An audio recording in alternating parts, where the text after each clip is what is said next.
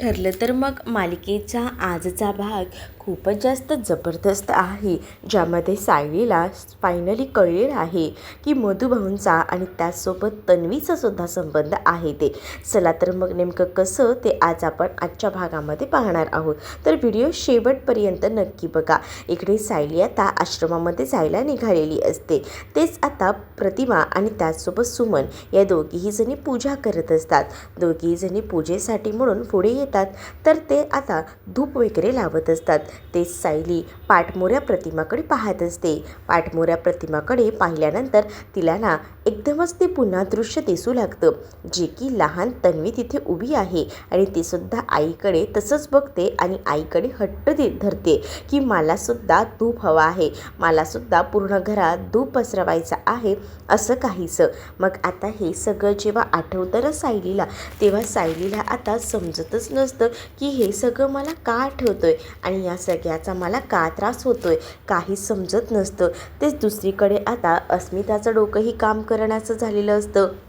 अस्मिताला आता समजत नसतं, कारण अस्मिताला जे आहे ते आता इंटरव्ह्यूसाठी जायचं असतं. पण अस्मिता जाणार तरी कशी इंटरव्ह्यूला, कारण आज तर कल्पनाने सांगितलेलं असतं की गोल्याला आम्ही सांभाळणार नाही. मग त्या गोलूचं करायचं काय? मग तिने चैतन्याला कॉल केलेला असतो. चैतन्याला कॉल करून ती घडलेली हकीकत सांगू लागते. मग चैतन्य तिला सांगतो की यावर एक सोल्युशन आहे, ते म्हणजे तू एक काम कर, गोलूला घेऊन घराबाहेर पड, पुढचं काय करायचं ना गोलूचं ते मी बघतो, असं देखील आता त्याने म्हटलेलं होतं. आता जेव्हा या सगळ्या काही गोष्टी तिने म्हटलेल्या होत्या ना, तेव्हा आता या सगळ्या गोष्टी ज्या आहेत त्या बघूनच ना आता जे अस्मिता आहे तिला हसू येत होतं. म्हणजे चैतन्याने सांगितलेलं असतं की तू गोलूला घेऊन ये आणि गोलूला जे सांभाळायचं आहे ना ऑफिसच्या बाहेर ते मी सांभाळतो. मग अस्मितासुद्धा चकित होते. अस्मिता चैतन्याला म्हणते, काय तू सांभाळणार आहे गोलूला? हो हो मी सांभाळणार आहे, जा पटकन घेऊन ये जा गोलूला,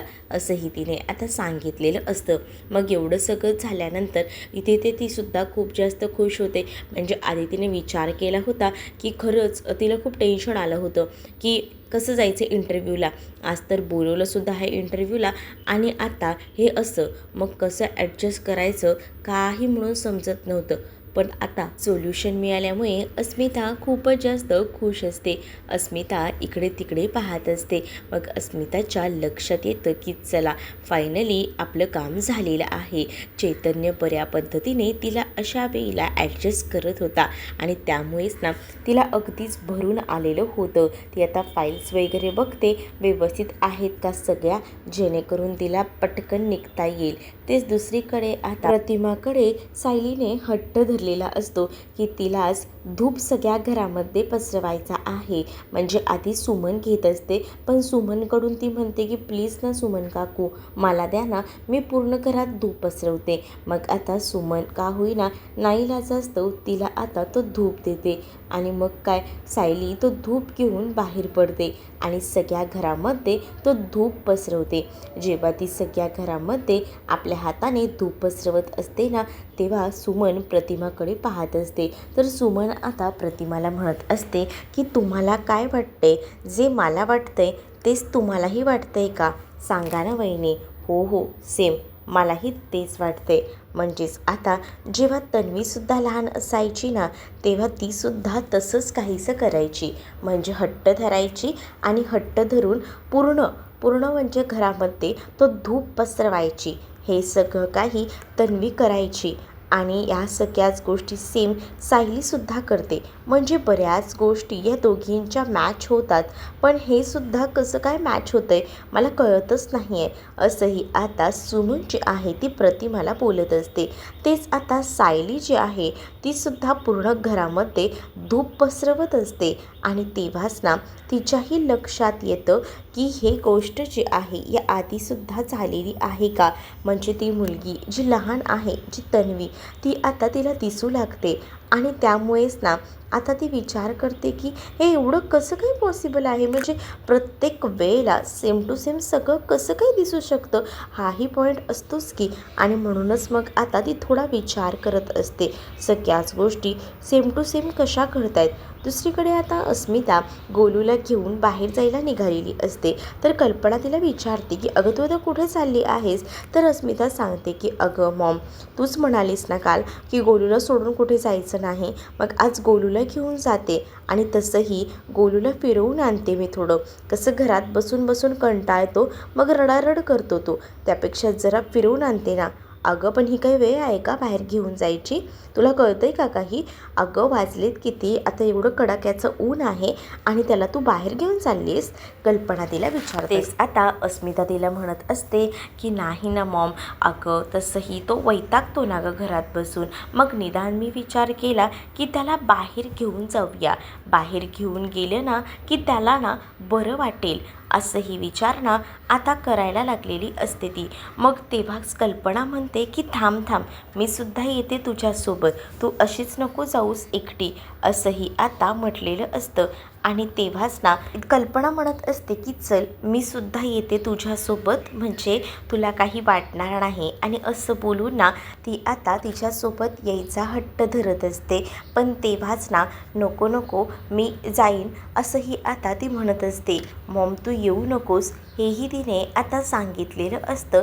आणि जेव्हा या सगळ्या काही गोष्टी सांगितल्या जातात तेव्हा आता प्रतापही कल्पनाला सांगतात की जाऊ दे तिला घेऊन तिच्या मुलाला, अशी काय करतेस तू, तसंही तूच म्हणतेस ना ती कोणं घेऊन जात नाही म्हणून. अगं मग आता घेऊन जाते तर जाऊ दे ना, असं काय करतेस तू, असंही आता म्हटलेलं असतं. मग आता कल्पना म्हणते की तुम्हाला कळतंय का, घेऊन जायचं काही नाही, पण ही वेळ आहे का हो, ऊन किती आहे बाहेर म्हणून म्हटलं. पण प्रताप आता कल्पनाला समजवतात आणि राहू दे, नको काहीच बोलूस. तर दुसरीकडे मात्र आता सायली पूर्ण घरामध्ये धूप तर पसरवते, त्यानंतर तिच्या पायाला ना एक अशी ड्रॉइंग बुक सापडते. आणि मग ती ड्रॉइंग बुक तिला भेटल्याबरोबर ती विचारते की ही ड्रॉइंग बुक नेमकी कोणाची आहे. मग तेव्हाच ना प्रतिमा आता तिला सांगतात अगं ही ड्रॉइंग बुक ना तन्वीची आहे. मग ती ड्रॉइंग बुक आता ती बघतच बसलेली असते, कारण आहे ना तिला काहीच जाणवत असतं. आणि मग आता ती त्या ड्रॉइंग बुकमध्ये एक एक चित्र बघत असते. मग तिला प्रतिमासुद्धा एक एक चित्राची ओळख करून देत असते की हे चित्र नेमकं कसलं आहे, काय आहे, या प्रत्येक गोष्टीची ओळख करून दिली जात असते. मग तेव्हाच ती म्हणत असते की हे चित्र ना तिने ना रविराजांच्या वाढदिवसादिवशी काढलं होतं, त्यांना गिफ्ट द्यायचं म्हणून. तुला सांगते ना बऱ्याच काही गोष्टी ना अशा केल्या आहेत तिने की एवढा आनंद होतो ना. अगं तुला काय काय सांगू, कसे कसे चित्र त्यांनी काढले ते, असंही आता म्हटलं जातं. जेव्हा आता या सगळ्या काही गोष्टी बोलल्या जातात तेव्हा मात्र आता सायली म्हणत असते की हे चित्र कधी काढले. तेव्हाच ना प्रतिमा सांगत असते की हे चित्र तिचं ह्या घरचं शेवटचं चित्र आहे, यानंतर आता तिने एकही चित्र काढलेलंच नाही, म्हणजे सगळंच काही हो हो सगळंच इथेच संपलं. म्हणजे आता ती ज्या घरात असेल ना त्या घरात ती रंग भरत तर असेलच, असंही आता म्हटलं जातं. तेव्हा सायलीला एक वेगवेगळे भास होत असतात. तुम्हाला खरं सांगू का, मला सध्या TTM ही सिरियल बघताना ना हॉरर कोणती तरी मूवी किंवा सिरियल पाहते ना असंच काहीसं होतं. म्हणजे सारखे ती छोटी तन्वी दाखवणं आणि त्यामागे सायलीने पळणं आणि ती गायब होणं, हे एक दृश्य बघूनच ना एक अंगावर अक्षरशः काटा येतो. तुम्हाला काय वाटतं मला कमेंटमध्ये नक्कीच सांगा, हे हॉरर मूवीसारखंच दाखवत आहेत की नाही. त्याचबरोबर इकडे प्रतिमा तिला सांगते की हे तिचं शेवटचं चित्र होतं आणि ते चित्र बरोबर सायलीने ना आपल्या नजरेमध्ये कैद करून घेतलेलं असतं. तेच आता प्रतिमा म्हटलेली असते की आता कुठे असेल आमची तन्वी खरंच माहीत नाही, पण हे तन्वीने काढलेलं आमच्या लास्टचं चित्र होतं, खूपच सुंदर चित्र तन्वीने आमच्या काढलेलं आहे. तेव्हाच ना इथे मधुभाऊंना घरी आणलेलं असतं. तर कुसुम जी आहे ती सगळ्या काही गोष्टी नर्सकडून ऐकून घेत असते. नर्सने बऱ्याच गोष्टी सांगितलेल्या असतात की कसं काय काय सगळं मॅनेज करायचं आहे ते. मग कुसुमला तिने काही इंजेक्शनसुद्धा सांगितलेले असतात, तेच आणायला आता कुसुम तिकडनं बाहेर पडत असते. असते. तेच आता दुसरीकडे पाहायला मिळत असतं की जी लहान लहान मुलं असतात, जी आश्रमातील असतात, तीसुद्धा सगळं सामान नीट लावत असतात. कारण आता लवकरच सायलीही येणार आहे आणि त्यामुळे पटापट ह्यांची साफसफाई सुरू आहे. कारण ह्यांना वाटते की पटकन काही झालं तरी सगळं काही आवरायला हवं, जराही उशीर करायला नको असंही वाटत असतं. तेच आता दुसरीकडे सायलीताई कधी येणार आहे असा हट्टच असतो सगळ्या मुलांचा. मग तेव्हाच ना त्या कुसुमताई ज्या आहेत त्या मुलांवर ओरडतात, काय रे तुम्हाला समजत नाही का, किती आवाज करताय, अरे थांबा ना, आजच आले आहेत ना मधुभाऊ, त्यांना जेव्हा बरं वाटेल तेव्हा तुम्ही भेटू शकता ना. त्या मुलाला ना मधुभाऊंना भेटायचं होतं आणि म्हणूनच ना मुलं ना हट्ट धरत होते. आणि तेव्हा इकडे आता कुसुम त्यांच्यावर ओरडत होती. तर कुसुमला ती मुलं तरी म्हणत होते की काही झालं ना तरीसुद्धा आम्हाला एक टेन्शन आलं आहे, आम्हाला आमची जेव्हा सायलीताई येईल ना तीच भेटू देईल आमच्या मधुभाऊंना, तू नाही देतेस ना भेटू, असंही आता ती म्हणत असते. तेच आता दुसरीकडे सायली येते. सायली आल्याबरोबर मुलं धावत पळत सायलीकडे जातात आणि सायलीकडे जाऊन सायलीला मिठी मारतात. तेच अर्जुन आता बघतच राहतो, कारण आता सायली प्रेग्नंट आहे म्हणून तो विशेष तिची काळजी घेत असतो. त्या मुलांना आता तो सांगत असतो की जरा जरा लांब राहा. आणि त्याचबरोबर कुसुमताईसुद्धा म्हणते की अरे मुलांनो, तुम्हाला समजत नाही आहे का, चला बरं लांब व्हा, तुम्ही पहिल्यासारखी मस्ती करू शकत नाही आहे सायलीताईसोबत, तिला धक्का वगैरे लागला तर, असंही आता म्हटलं जातं. या सगळ्या गोष्टी बोलल्यानंतर इकडे अर्जुनही म्हणत असतो की सायली, मला तर असं वाटतं ना तू इथे थांबूच नको, चल बरं, मला नाही आवडते तू इथे थांबलेलं, इथे खूप धूळ आहे, तुझी सोय ना मी आतमध्ये ऑलरेडी केली आहे आणि त्यामुळेच ना मला असं वाटत नाही की तू इथे थांबावं, चल पटकन. आणि असं बोलूनच ना तो आता हट्ट धरत असतो. सायली म्हणत असते, पण आता तुम्ही मला घेऊन तरी कुठे जाताय ते तरी सांगा. हो हो सांगतो, चल बाहेर, तुझी सगळी सोय मी ऑलरेडी केलेली आहे, नको टेन्शन घेऊस. मग असं बोलून आता अर्जुन सायलीचा हात धरतो. तर लहान लहान मुलंसुद्धा आता सायलीसोबत बाहेर जातात, कारण त्यांना सायलीसोबत एन्जॉय करायचं असतं. बऱ्याच दिवसांनी सायली अशी आश्रमात आली, त्यामुळे मग इथे अर्जुनने एक टेबल टाकून सगळ्या खाण्यापिण्याची व्यवस्था, फॅन आणि या सगळ्याची सोय केलेली असते. तेच छोटासा टेंट टाकून तिथे आता बेडसुद्धा बसवलेला असतो, जेणेकरून तिला ना कसलीही कमी पडायला नको, या सगळ्या गोष्टींची सोय केलेली असते. आणि त्यामुळेच ना सायलीलासुद्धा आता बरं वाटत असतं. तेच आता कुसुमताई जी आहे ती मुलांना सांगत असते की तुम्हाला सांगितलंय ना की हट्ट करायचा नाही म्हणून, तरीसुद्धा तुम्ही हट्ट करताय. अगरे सायलीताईला जरा आराम करू दे ना, का का म्हणून असं करताय, असंही आता म्हटलं जात असतं. पण तरीसुद्धा मुलं म्हणत असतात की हो हो, आम्हाला आवडतं ना सायलीताईसोबत, मग आता पटापट चला आतलं आवरून घेऊया, म्हणजे कसं सायलीताईसुद्धा आपल्यासोबत आतमध्ये येईल, असंही आता म्हटलं जातं. तेच आता दुसरीकडे सायली म्हणत असते की मलाही तुमच्यासोबत यायचं आहे आतमध्ये आवरायला, पण आता अर्जुनने तिला सांगितलेलं असतं की तू कुठेही जायचं नाही, ती लोकं आहेत ना सगळीजणं. मग आता सायलीला ना इथे सांगितलेलं असतं की बसून राहा, आम्ही तोपर्यंत आतलं सगळं काही आवरून येतो. मग तेच आता सायली ही तिथेच बसून असते, तर अर्जुनही तिच्याच बाजूला असतो. अर्जुन पहिल्यांदा सायलीला ना आता ते नारळ पाणी प्यायला देतो, कारण सायलीला आता बराच वेळ झाला आहे, काही झालं तरीसुद्धा ना खाल्लेलं नव्हतं आणि तिचा टाईम झाला की हा बरोबर तिच्यासमोर उभा होता आणि त्यामुळेच आता तो तिला नारळ पाणी वगैरे देत होता. तर दुसरीकडे आता सायली जी आहे ती मात्र आता अर्जुनला म्हणत असते, पण इथे बाहेर बसून आहे ना मला वैताग आलेला आहे, कंटाळा येतोय, खरंच ना जरा आतमध्ये गेले असते तर बरं वाटलं असतं, म्हणूनच विचार केला की जरा आतमध्ये जावं. आता अर्जुन तिला म्हणतो की नाही तू इथेच थांबायचं, मी तुला ना थांब, चांगलं असं एक एंटरटेनमेंट करून दाखवतो.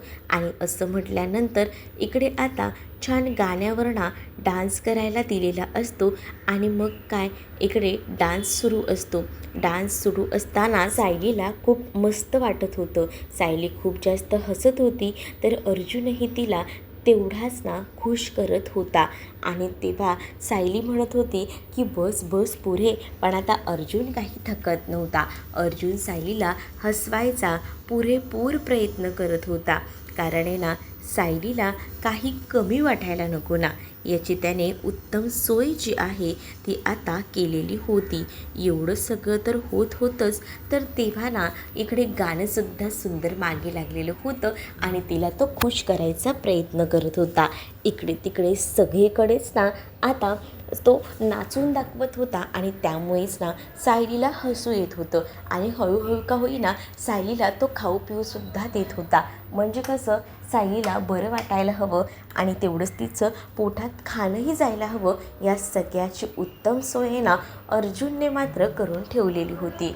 अर्जुन जेव्हा या सगळ्या गोष्टी करून तिला हसवत होता ना, तेव्हा तिला एक आनंद वाटत होता. तिला खूप बरं वाटत होतं.